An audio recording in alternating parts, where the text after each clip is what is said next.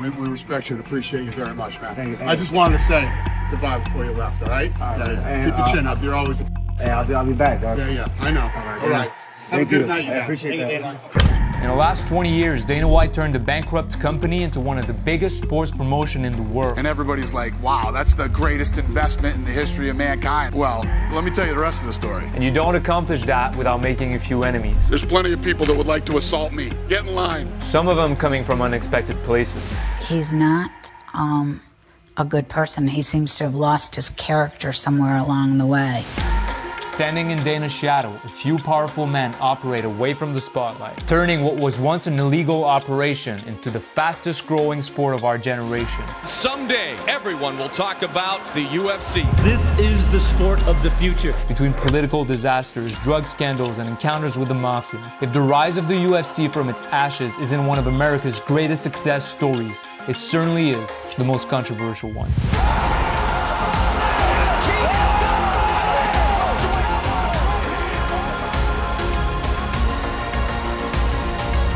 It starts when the UFC's dying at UFC 27. It was nothing that what we expected. There was no energy in the crowd. We walk in the arena, 1/16 full. There's nobody there. I wanted to buy a program. They didn't have a program. I wanted to buy a t-shirt. You can buy a t-shirt. This man looks calm and collected, but don't let it fool you. He's a straight-up business savage. The name is Lorenzo Fertitta. And if you really know the history of the Fertittas and what they've built and what they've done, incredible businessmen. He and his brother Frank Fertitta own Station Casinos, which is the third or fourth largest gaming company in the country. So I'm sitting at the fight with Dana and I'm going, Imagine if they did this and imagine if they did that. This thing could be big. either there's something really wrong with us or this business just isn't being run the right way. And you can blame it on these guys. Rorion Gracie, Art Davie, and Bob Merowitz founded the UFC in 1993 under Semaphore Entertainment Group, SEG. There was a quote from TV Guide after the first UFC. This is the bloodiest, most brutal spectacle in the history of mankind. It was one of those things you kind of wanted to watch, but didn't know if you should be. It was basically old marketing by the old owners just to make it sound crazy. If SEG made one key mistake, it was pissing off the wrong American hero. Well, eventually Senator John McCain stepped in. What it was at the beginning was human cockfighting. It was. I mean, I've seen people repeatedly getting smashed in the face with a guy sitting on top of them. That's not a sport. He said, what are you doing? You can't go put on fights that aren't regulated by the Athletic Commission. There was no referee. There was nothing. It was terrible. The owner basically said, trust me when I say this. I've been in business for a long time. You can't mess with the government. Tell the government you're not going to do what they want you to do. See what happens. McCain leads a campaign to ban the UFC across the US. He pressures cable companies to stop showing UFC events. John McCain to ban Ultimate Fighting, taking it too far. When that happens, Gracie and Davey ditch SEG, leaving Bob Merowitz alone at the helm of the UFC. So now the cable companies wouldn't put them on pay-per-view. The ATM machine was cut off. Check this out. Those are the revenues of the UFC per event from UFC 1 to UFC 27. Little did Bob know, the two guys who would end up saving his ass were sitting right there at UFC 27. And one of them prepared his entire life for that moment. I had a hardcore upbringing, I was the broke kid. My dad was an alcoholic and was never around. And when he did show up, you didn't want him around. You know what I mean? I come from a single mom who worked hard and didn't have a lot of money. So me and my sister were home a lot alone. One of the things I think about growing up alone is, there's a lot of stuff that you have to learn on your own. He just had this great personality. People were attracted to him. They wanted to be his friend. They like hanging out with him. You went to school with Lorenzo, your partner now. Me and Dana go way back to the time we were like 14, 15 years old.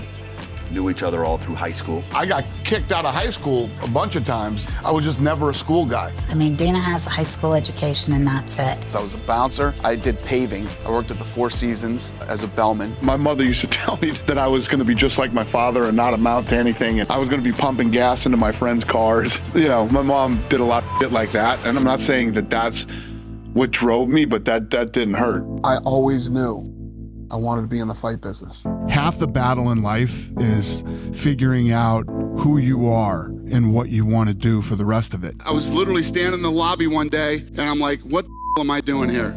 And I walked out the front door and one of my good friends, who was the doorman, says, what are you doing? I said, I'm quitting. He's like, what? What are you gonna do? I said, I want to be in the fight business. He said, that's the dumbest thing I've ever heard in my life. After high school, you know, kind of parted, went our own ways. I went off to college. He went off and did what he did in Boston.